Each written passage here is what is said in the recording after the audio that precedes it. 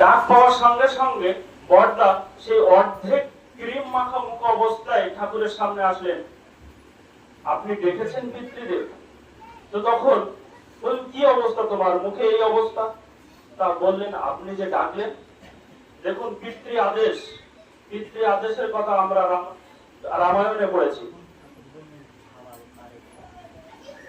সেখানে পিতৃ আদেশ পালনের জন্য রামচন্দ্রকে 14 বছরের বনবাসে যেতে হয়েছিল। যুগে যুগে কিন্তু পিতৃমাতৃ ভক্তি কথা আমরা আমাদের গ্রন্থে পাই। তাই পিতৃমাতৃকে বাদ দিয়ে আর আমাদের আর কোন রকম যদি আর কিছু করতে যাই সব বিফল হবে।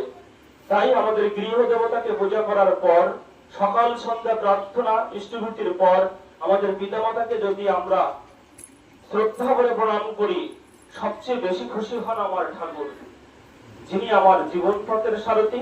ওই যে বললাম জীবন পথের সারথী, পরম প্রেমময়, তিনি খুব খুশি হন, কারণ তিনি সর্বদাই চেয়েছেন পিতৃমাতৃকে ভক্তি করতে। ঠিক আছে, এই বাড়ির প্রতি প্রত্যেকের, আমার বুদ্ধ দাদার এই বাড়ির যার জন্মদিন উপলক্ষে এই সৎসঙ্গ, এই বাড়ির প্রতি প্রত্যেকের এই মাইকের শব্দ যতদূর যায় সকলের ত্রিবৃদ্ধি প্রার্থনা করে ঠাকুরের চরণে আমার বক্তব্য শেষ করছি। সর্বশেষ আমার এখানে যাজক কর্মী এবং আমার ভক্তিমতী মায়েরা এবং দাদাদের চরণে আমার সংখ্যাদিত প্রণাম। ঠাকুরের চরণে আমি আমার প্রণাম জানিয়ে আমার বক্তব্য এখানে শেষ করছি। জয় গুরু, বন্দে প্রসন্ন।